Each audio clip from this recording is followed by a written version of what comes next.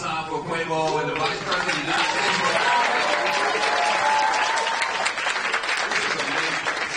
Nothing short of amazing. But I want to get out the way and hear from our amazing speakers. So first, Madam Vice President, you travel the country connecting with communities and young leaders. Just this past fall, during the Fight for Our Freedoms College Tour, you engaged over 15,000 students on college campuses across the country on the most urgent issues of this moment, in particular, the fight for our most fundamental freedoms. One freedom you are focused on is the freedom to be safe from gun violence. And so it's no surprise that you oversee the first ever White House Office of Gun Violence Prevention. Now, what can we do, from your perspective, to end this senseless violence, and how is the administration leading on this issue? Thank you, Greg. Let me just start by talking about Quavo. So Quavo and his mother and his aunt, Quavo's mother, a sister, came to my office in the West Wing of the White House to talk about this issue. And it was a difficult conversation that day.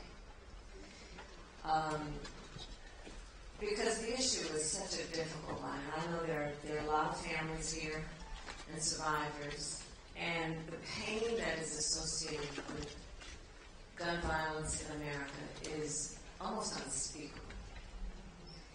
And it is everywhere. And what Quavo has been doing with the Rocket Foundation to translate that pain and that grief into something that is about creating strength and empowerment in the community, including among our young people, is really extraordinary.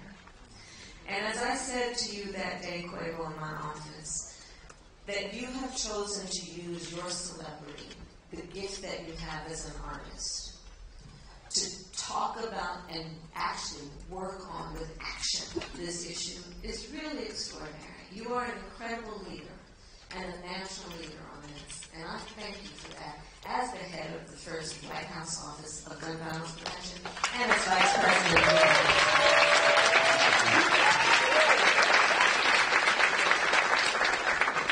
And so this issue is, well, let me just start with this. It doesn't have to be this way. And we have to hold on to and remember that. It does not have to be this way. We cannot ever normalize this. We cannot ever get used to it. And we certainly cannot accept it. We need to understand that everyday gun violence is as serious as mass shootings, that any life lost, any life that has been impacted by gun violence is one life too many. We have to think about this in the many ways that the injury occurs, which includes, of course, the tragedy of life that is lost, but also the trauma that is an additional form of injury that can exist for a lifetime if we don't put resources into calling it what it is and putting the resources into diagnosis and treatment. Let's think about it in terms of the tragedy that gun violence in America is the #1 killer of the children of America. Not car accidents, not cancer, gun violence. 1 in 5 Americans has a family member that was killed by gun violence. Gun violence, black victims of gun violence, 10 times more likely to be a victim of gun violence. So it's a real issue that requires everybody's priority in terms of addressing it. And there are many ways to do it that include also what we need to do around election time, which is about recognizing that too many people who I will call cowards have been pushing this false choice to suggest you're either in favor of the Second Amendment or you want to take everyone's guns away. That's a false choice.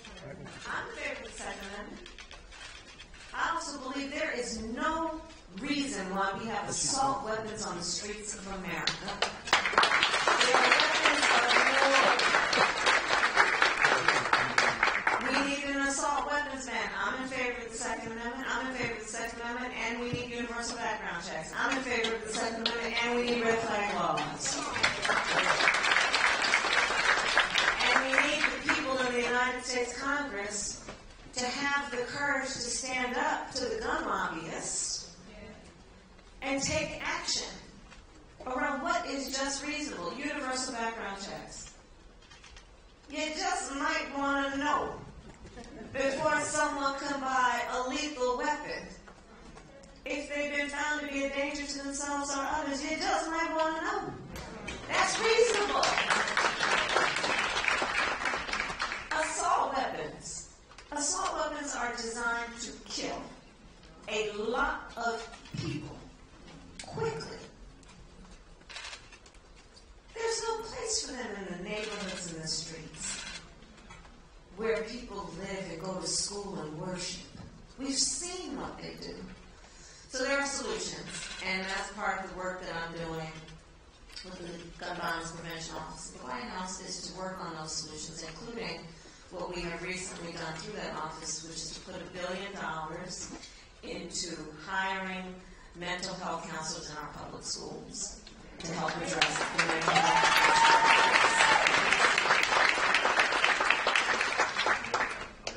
Madam Vice President, you spoke of courage, and there's nothing more courageous than losing someone and stepping up and taking action. And Quavo, you did one of the bravest things with your family by coming to Washington and advocating for change. And so I'm just curious if you could share a little bit about why is this issue so important to you, and why is it so important for you to take action after suffering such loss? I'm a victim. I got a second chance. I feel like I wouldn't be here if everybody, would have. I just look at myself as like, when I saw him laying there, I felt like I saw me laying there. So I feel like when I'm doing something like the Rocket Foundation, I just want to uplift his legacy and make sure to keep his name alive. So that's why we're here.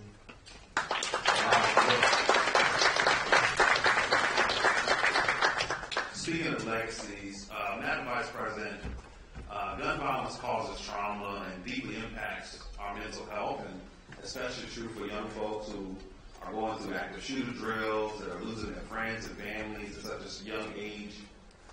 You have spent your career, I would argue most of your life, working on this issue. As district attorney, 20 years of pouring into efforts to be smart about how we prevent violence and really elevating the national model for how we deal with stress and trauma amongst our youth. I also just want to mention, as California Attorney General, you created the Bureau of Children's Justice to shape the state's response to the crisis of childhood exposure to trauma. And as a Vice President, you continue to emphasize the importance of addressing the trauma that too many of us have faced with gun violence. And so we'd love for you to talk a little bit more about how you've been fighting to prioritize mental health and really resources and support to help those who have been impacted by trauma. Well, gun violence in the neighborhood, in the community, without any question results in trauma. And you just think about trauma as being an invisible wound, but a wound nonetheless. And like any wound, if it does not heal in a healthy way, it will continue to be a problem. I will say that there are many sources of trauma. Poverty is trauma-inducing. When you start compounding sources of trauma, then you can just imagine how the trauma is even more severe. So let's speak truth about that as well.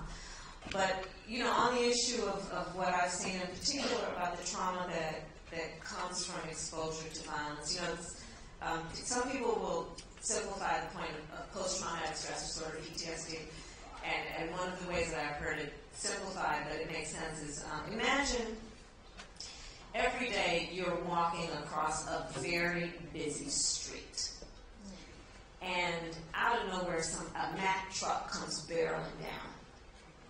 without reflection, you'll produce what's called a cortisol. Your body will absolutely just react without reflection, and you'll jump back. But if every day, at different points in time, that Mack truck comes, you're going to overproduce that thing. That is the thing that your body is designed to do to help you deal with stress. But when you overproduce it one day, as this example goes, you're walking across the street, you look up, you see that Mack truck coming, and you keep walking. Because you've so overproduced this thing that it makes you numb. It's really important to understand that that is one of the symptoms of exposure to trauma-inducing things, because, you know, when we talk about how, especially our young people are misdiagnosed, when people will look at our young people and say, oh, they don't have any emotional feelings, that response to this thing doesn't seem like a healthy response. But when people have been overexposed to trauma-inducing events, that's physiologically what happens. So we have to also elevate the conversation about what trauma looks like and what the effects of trauma look like. It includes that a young person, or any of any age, by the way, will have trouble sleeping at night, will have depression, will have flashbacks. If they're in class, will act out, and then get labeled a bad kid, which just produces a whole other cycle of then getting, put on detention, getting kicked out of school. So this issue of early diagnosis and treatment of trauma has profound impacts on everyone from our youngest to of any age. And part of then the work that Quavo, you've been doing with the foundation, and what we've been doing, is to elevate the importance of dealing with mental health. And it's something that all communities need to address, but we in particular have to remind people. When we talk about health care, for too long people have acted as though the body starts from the neck down. Well, what about the health care we need from the neck up? That's health care. And so mental health care is important. But we got to put the resources into it. And the thing that we know is we need to have culturally competent mental health care providers.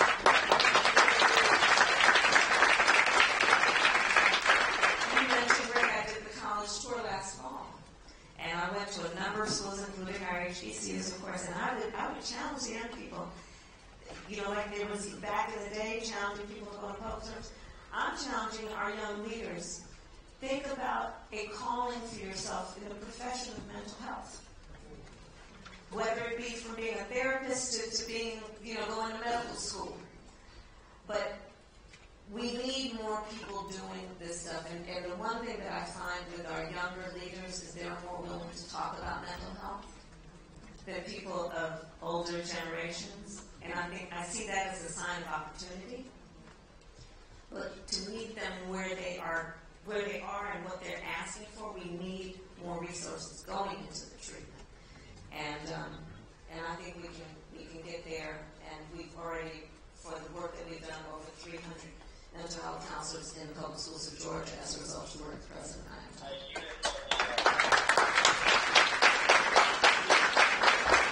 And I will add one more thing. Please pass the word. There's a crisis line that we set up, 988. And here's the thing to let people know about that. You can be anonymous. You can text it. You can call it. You can have a conversation. Sometimes it's just about creating safe places for people to talk. Just to be able to talk. And so 988 is something that we should get the word out, where it's anonymous. You can just call and talk with somebody about how you are feeling in a safe place. I want to ask the room real quick. Raise your hand if you've lost someone to gun violence.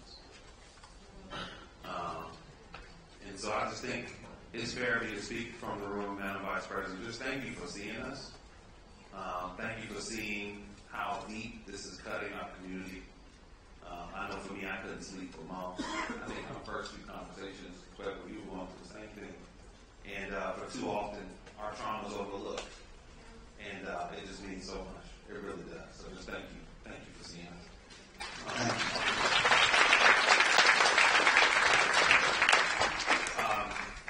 Quavo, you have been an inspiration to me, and look at this big room of so many people from Atlanta, but not just an inspiration on musically, but in your community and really on the entire culture, black culture in America.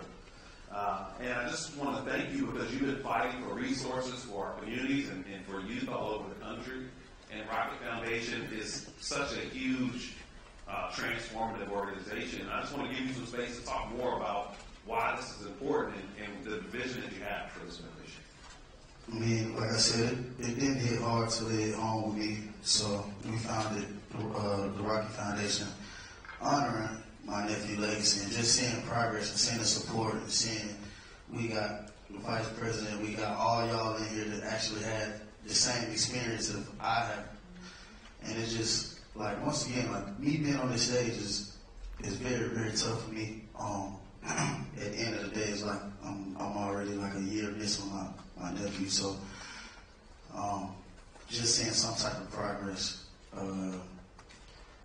We launched the Spark Grants, and we want to make sure that we get these organizations that want to do something about it, funded. We want to make sure we support them. I feel like everybody needs to support. In music we say a plug. So I just want to be the plug to the community and help change.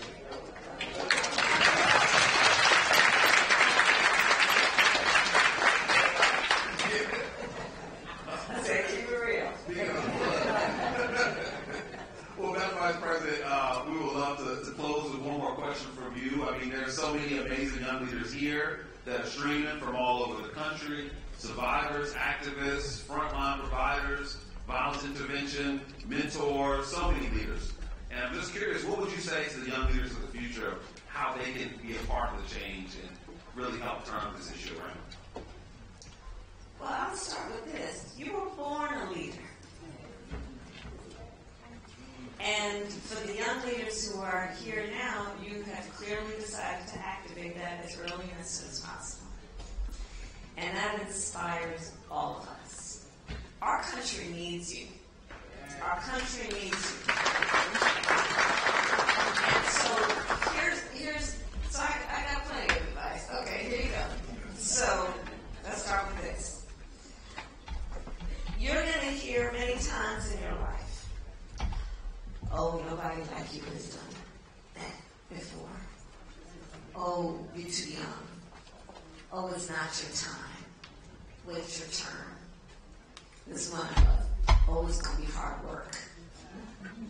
Don't you ever listen to that. Let me tell you, I have a saying, I eat no for breakfast. I don't hear no until maybe the 10th time, and I don't hear it then either. So don't ever listen when someone tells you that the thing that you have passion about, that you know can be done. Don't ever listen when somebody tells you it's not possible. The other piece of advice I have is this. Don't ever be burdened by other people's limited ability to see who can do what. That's not your problem. That's not your problem. That's their problem. Got more advice. There will be many times when you're going to be in a room, a meeting room, a board room, where you're going to be the only one that looks like you in that room. The only one who's had the experiences that you've had. I want you to look around this room and hold this image in your heart and in your mind. And you remember when you walk in those rooms, we are all in that room with you. And so we expect and require that you walk in that room with your chin up and your shoulders back, knowing you are carrying the voice of so many people who are so proud that you are there. Don't ever let anyone suggest to you that you are alone Because that's one way to make somebody feel like they don't have people. You have people. You have people who stand with you. And so these are some of the things that I think is so important for our young leaders to remember. And in particular, our young leaders right now. You know, you talked, Greg, about active shooter drills. You know, when I was growing up, the closest thing we had is fire drills. Right? Our children, our young people, when I was doing the college tour, and I was doing it with college age groups, I was doing trade schools as well as universities and stuff. And I would ask the young people, raise your hand if at any point between kindergarten and 12th grade you had to do an active shooter drill. Almost every hand went up.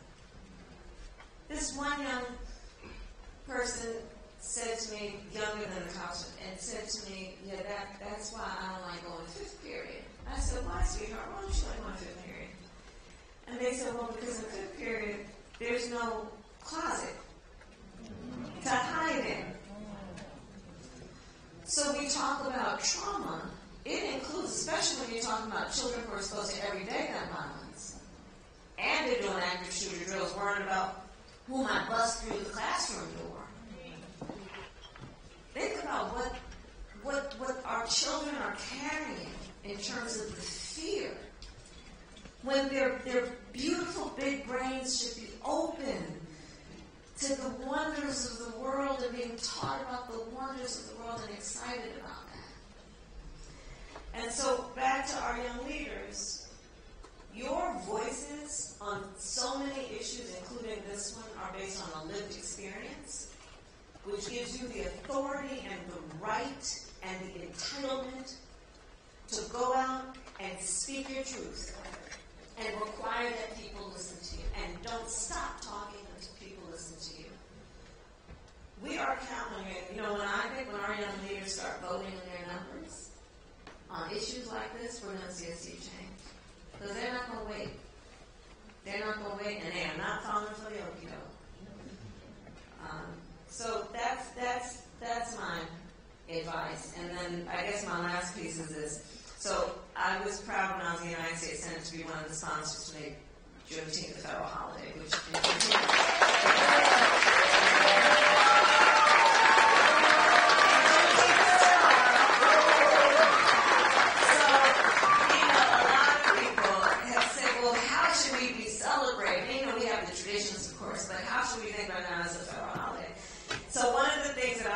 issued as a call to action.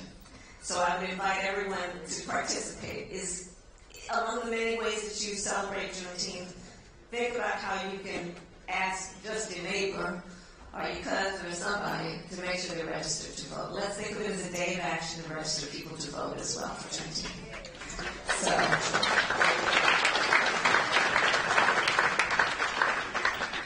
I just want to add one quick thing for all the young folks out there. We have our great partners at AmeriCorps that are here as well. And so please give them a big round of applause.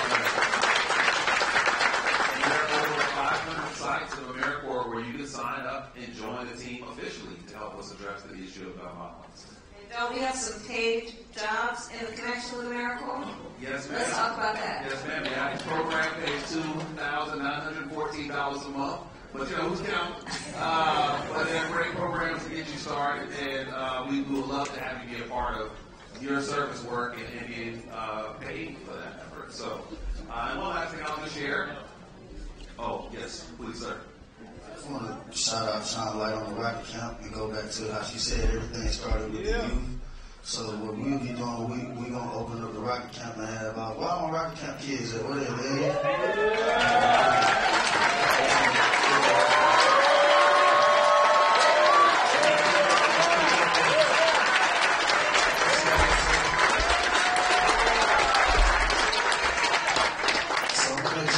To the camp, you know, we're gonna make sure we play basketball, have some fun things, and at the same time, there's gun prevention programs and many other programs in there. So I'm hands on. I will be coming to see y'all boys right now.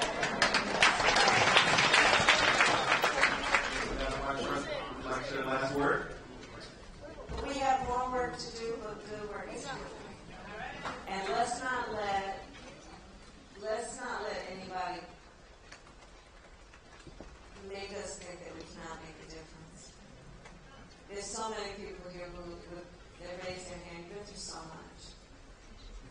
never ending in some ways, but we can't let these circumstances take away our purpose and our knowledge that we can make a difference. And I look at this leader, Quavo, as an example of that.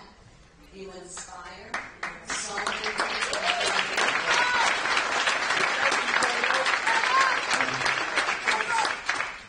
This is exactly what leaders do.